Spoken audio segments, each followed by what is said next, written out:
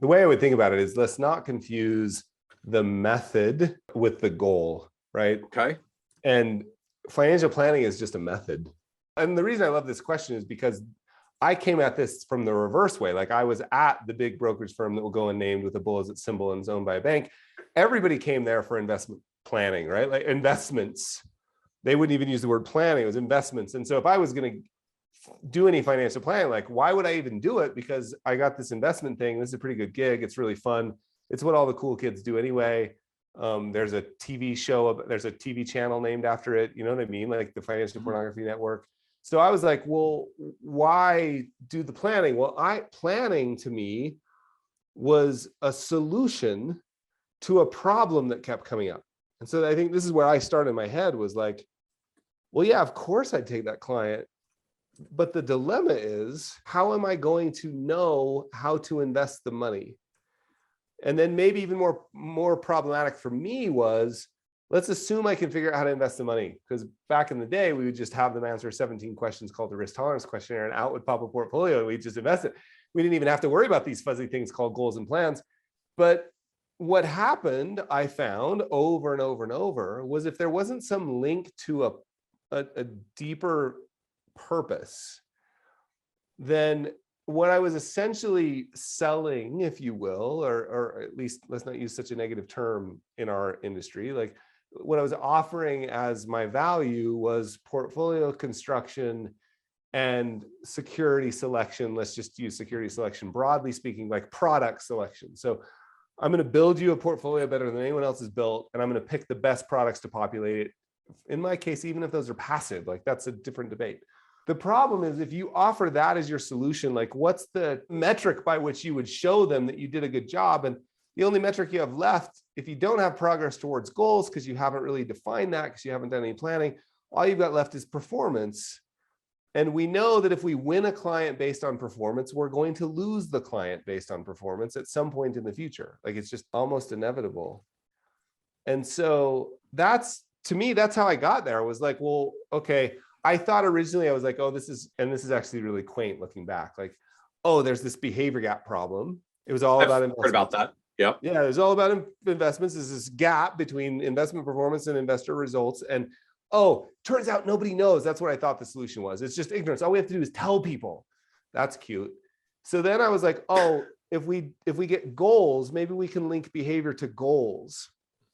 And it turns out it's really hard to ask people what their goals are. And we've talked about that before. And then it was like, okay, what's underneath the goals? And it's a plan. And to me, it even went one step further more recently, which was underneath the plan is a sense of purpose. So all that's to say, like $6 million client walks in, let's pretend we could run scenarios where it's institutional money, like a small endowment, or we could say it's an individual. Let's start with individual. I think this is the context here is individual. Yeah, let's start with individual, but the answer is the same, right? You want me just to invest the money.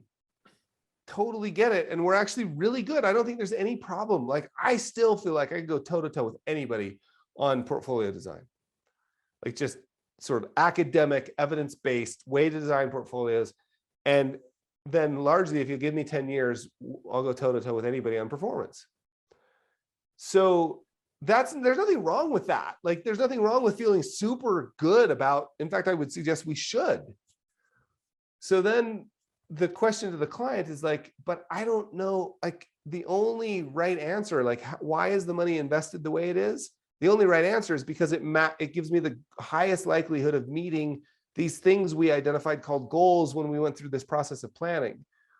So I don't know how to fix that problem, because I was really good at winning investment only accounts, even on the institutional side. We were really, really good at it. And I actually quite liked it. Like it was fun. In this context of planning core value prop as our core value proposition, so just where does this take you at the end of the day? Greetings, Carl here. Thanks for watching that little clip. You know, I love my conversations I have with Michael on our podcast, Kitsis and Carl. Love them, love them, love them. You know what else I love? These conversations that I have once a month as part of the membership program over at the Society of Advice. It's crazy, right? I invite some of my favorite people, the smartest people, the most impactful people I can think of to come have a conversation with me about the work that you do. These are conversations you cannot hear anywhere else, right? Sometimes they're with big, well-known authors and public thinkers, but often they're with people that you probably have never heard of, but will change your life. It's 90 minutes every month. It's called the membership. And you know what I think you should do? Here's an idea, crazy idea, but we've built this free trial. We've put some of my favorite little snippets of my favorite conversations for you to get an idea of what you're going to find on the inside, so you don't have to believe me. So just click the link and take a free trial, and then tell me what you think. Thanks, my friends.